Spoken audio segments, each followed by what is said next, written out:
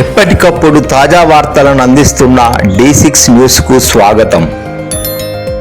జగిత్యాల జిల్లా మెట్పల్లి పట్టణంలోని శాస్త్రి చౌరస్తా నుండి బస్ డిపో వరకు మున్సిపల్ ఎన్నికలలో భాగంగా ప్రధాన రహదారిపై ఇరువైపుల షాపులలో, ఇళ్లలో బీఆర్ఎస్ పార్టీ గెలుపు కొరకు కోరుట్ల ఎమ్మెల్యే డాక్టర్ కల్వకుంట్ల సంజయ్ పాదయాత్ర చేస్తూ ప్రచారం నిర్వహించారు. ఈ సందర్భంగా ఎమ్మెల్యే మాట్లాడుతూ స్థానిక మున్సిపల్ ఎన్నికల్లో నిజాయితీగా పనిచేసే అభ్యర్థులనే ఎన్నుకోవాలన్నారు.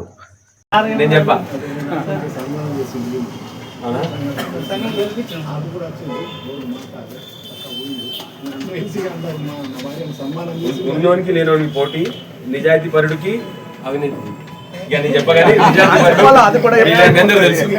ఎంత నిజాయితీ పరుడు మీ అందరూ తెలుసు. ఇవన్నీ అవునవును.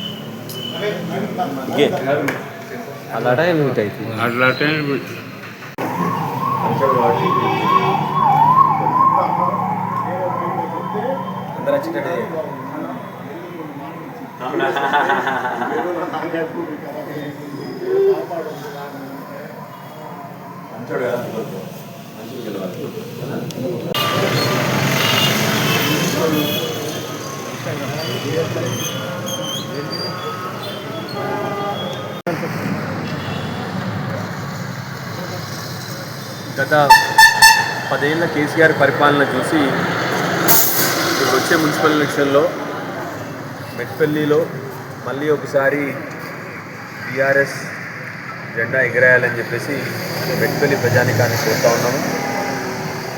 కేసీఆర్ గారు రాకముందు మెట్పల్లిలో ఎలాంటి అభివృద్ధి జరగలేదు.